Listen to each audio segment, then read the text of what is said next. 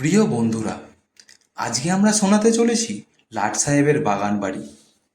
গল্পটি ভালো লাগলে অবশ্যই একটি লাইক দেবেন ও চ্যানেলটি সাবস্ক্রাইব করে রাখবেন পরবর্তী ভিডিওগুলি পাওয়ার জন্য। চলুন গল্পটি শুরু করা যাক। উদয়নারায়ণপুর হাওড়া জেলার একটি ছোট শহর, অনেক ভৌতিক গল্প এবং রহস্যময় ঘটনার সাথে যুক্ত। এই অঞ্চলের একটি বিখ্যাত ভৌতিক গল্প হল লাট সাহেবের বাগান বাড়ি। বলা হয় এই বাগানটির ব্রিটিশ শাসনামলে তৈরি হয়েছিল এবং একসময় একজন ব্রিটিশ সাহেব সেখানে বাস করতেন। কথিত আছে লাট সাহেব খুবই নিষ্ঠুর ছিলেন এবং তিনি স্থানীয় মানুষদের ওপর অত্যাচার চালাতেন। একদিন এক মন্দিরের পূজারী তার কাছে এসে একটি মন্দির তৈরির জন্য অনুমতি চেয়েছিলেন। লাট সাহেব তা প্রত্যাখ্যান করেন এবং পূজারীকে অপমান করেন। কিছুদিন পর পূজারী মারা যান, কিন্তু মৃত্যুর আগে লাট সাহেবকে অভিশাপ দেন। এর কিছুদিন পর থেকেই বাগানবাড়িতে অদ্ভুত ঘটনা ঘটতে শুরু করে। লাট সাহেবের দেহরক্ষীরা জানান, রাতে বাড়ির ভেতরে অদ্ভুত আওয়াজ শোনা যায়, বাতি হঠাৎ নিভে যায় এবং অনেকেই বাড়ির ভেতর ভৌতিক উপস্থিতির অনুভব করেন। লাট সাহেব একদিন সেই বাড়িতে নিজেই মারা যান এবং তার মৃত্যুর পর থেকে বাড়িটি পরিত্যক্ত অবস্থায় রয়েছে। স্থানীয় লোকজন বিশ্বাস করেন লাট সাহেবের আত্মা এখন সেই বাড়িতে ঘুরে বেড়ায় এবং কেউ সেখানে গেলে তাকে তাড়িয়ে দেয়। এই গল্পটি শুধু একটি স্থানীয় বিশ্বাস, তবে এটি উদয়নারায়ণপুরের ইতিহাস এবং সংস্কৃতির একটি অংশ হয়ে উঠেছে এবং অনেকেই এই স্থানটিকে একটি ভৌতিক স্থান হিসাবে উল্লেখ করে। সাহেবের মৃত্যুর পর তার বাগান বাড়িটির একেবারে পরিত্যক্ত হয়ে যায়। কয়েকজন সাহসী মানুষ চেষ্টা করেছিলেন সেখানে থাকতে, কিন্তু কেউই বেশি দিন টিকতে পারেননি। তাদের মতে বাড়ির ভেতরে রাতে অদ্ভুত আওয়াজ, দরজা জানালা নিজে নিজে বন্ধ হওয়া এবং ছায়া মূর্তি দেখা মেলে। কয়েকজন তো দাবি করেছেন যে তারা লাট সাহেবের মতো দেখতে একজন সাদা পোশাক পরা ব্যক্তিকে রাতে বাড়ির আশেপাশে ঘুরতে দেখেছেন। এছাড়াও ওই বাড়ির আশেপাশে যে গাছপালাগুলো ছিল সেগুলোর পাতাগুলো সব সময় শুকিয়ে যেত, যেন সেই স্থানটি প্রাণহীন হয়ে গিয়েছে। অনেকেই বিশ্বাস করেন যে লাট সাহেবের পাপের জন্য বাড়িটি অভিশপ্ত এবং সেখানে কোনো শান্তি নেই। পরবর্তী সময়ে স্থানীয় একদল লোক বাড়িটির সামনে একটি পূজা করার চেষ্টা করেছিলেন, যাতে ওই স্থানের অভিশাপ থেকে মুক্ত পাওয়া যায়। তবে সেই পূজার মাঝখানেই অনেক অদ্ভুত ঘটনা ঘটে। পূজার সামগ্রী হঠাৎ আগুন ধরে যায় আর পূজারীরা আতঙ্কিত হয়ে পালিয়ে যান। এরপর থেকে আর কেউ ওই বাড়িতে কোনো পূজা করতে সাহস পায়নি।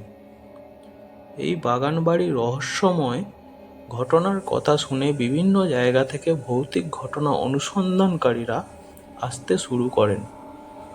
কেউ কেউ বাড়ির ভেতরে রাতে থাকার চেষ্টা করেন, কিন্তু বেশিরভাগই তীব্র আতঙ্কের মধ্যে সেই স্থান ত্যাগ করেন। এমনকি বেশ কিছু ভৌতিক গল্পের বই এবং ডকুমেন্টারিতে এই স্থানটির কথা উল্লেখ করা রয়েছে। লাট সাহেবের বাগানবাড়ির রহস্য সমাধানের জন্য বহু বছর ধরে অনেকেই চেষ্টা করেছেন, কিন্তু কোনো নির্দিষ্ট প্রমাণ পাওয়া যায়নি। তবুও একদিন একটি দল এসে এই বাড়ির রহস্য উদ্ঘাটন করার চেষ্টা করে। তারা ছিল একটি প্যারানর্মাল ইনভেস্টিগেশন টিম, যারা বিভিন্ন ভৌতিক স্থানগুলিতে তদন্ত চালায়। তারা সিদ্ধান্ত নেয় যে কোনো পরিস্থিতিতে বাড়ির ভেতরের ঘটনার কারণ খুঁজে বের করবে। তদন্তের সময় টিমটি অত্যন্ত উন্নত প্রযুক্তির ব্যবহার করে, electromagnetic field detector, infrared camera এবং অডিও রেকর্ডার। প্রথম কিছুদিন তারা শুধুমাত্র সাধারণ পরিবেশ পর্যবেক্ষণ করে, কিন্তু রাতে বাড়ির ভেতরে থাকা অবস্থায় তারা কিছু অদ্ভুত ঘটনা রেকর্ড করতে সক্ষম হয়। তাদের রেকর্ড করা অডিও এবং ভিডিও বিশ্লেষণ করে দেখা যায় যে বাড়ির কিছু অংশ থেকে বিভিন্ন সময়ে অদ্ভুত শব্দ এবং ছায়া চলাফেরা দেখা গেছে। তবে তারা এটাও লক্ষ্য করে যে বাড়ির ভিত্তি এবং কাঠামো অত্যন্ত পুরনো এবং কিছু জায়গায় ধ্বংসপ্রাপ্ত। বাতাস এবং তাপমাত্রার পরিবর্তনের কারণে কাঠের মেঝে এবং দরজা জানালাগুলো নিজেরাই সরে যেতে পারে, যা থেকে অদ্ভুত শব্দগুলো সৃষ্টি হয়। এছাড়া বাড়িটির ভৌতিক পরিবেশ তৈরির পেছনে এক ধরনের ইনফ্রাসাউন্ড কার্যকারী ছিল। এটি এমন এক ধরনের শব্দ তরঙ্গ যা মানুষের কানের জন্য শ্রবণযোগ্য নয়, কিন্তু এটি অনুভূতির উপর প্রভাব ফেলে এবং আতঙ্ক বা অস্বস্তি সৃষ্টি করতে পারে। বাড়িটির স্থাপত্যের কারণে বাতাস প্রবাহিত হওয়ার সময় এই ইনফ্রাসাউন্ড তৈরি হয়েছিল, যা সেখানে আসা লোকেদের মধ্যে ভয়ের অনুভূতি জাগিয়ে তুলত।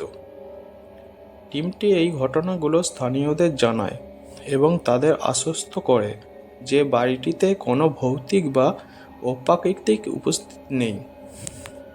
তারা আরও বলে যে মানুষের মন এবং পরিবেশ কিছু প্রাকৃতিক বৈশিষ্ট্যের কারণে এই ধরনের অভিজ্ঞতা হতে পারে। অনেকেই এই ব্যাখ্যায় সন্তুষ্ট হয়। কিছু মানুষ এখনও বিশ্বাস করে যে লাট সাহেবের আত্মা এখনও বাড়িটিতে রয়েছে এবং এই ব্যাখ্যাগুলো শুধুমাত্র তাদের ভয়ের অনুভূতিকে কমাতে তৈরি করা হয়েছে। কিন্তু অতীতের ভয়াবহ গল্প এবং স্থানীয় মানুষের মনে গেঁথে থাকা আতঙ্কের কারণে বাড়িটি সম্পূর্ণ পুনর্নির্মাণ করা সম্ভব হয় না।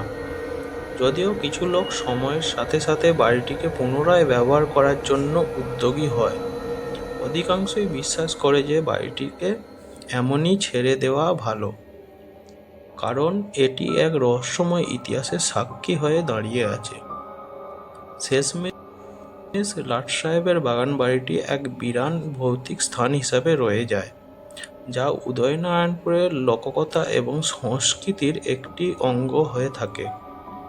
কেউ কেউ সেই বাড়ির কাছে যাওয়ার সাহস করে, আবার কেউ দূরে থেকে তাকে দেখেই সন্তুষ্ট থাকে।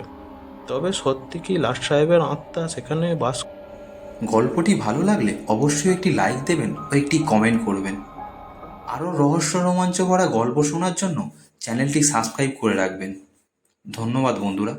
মন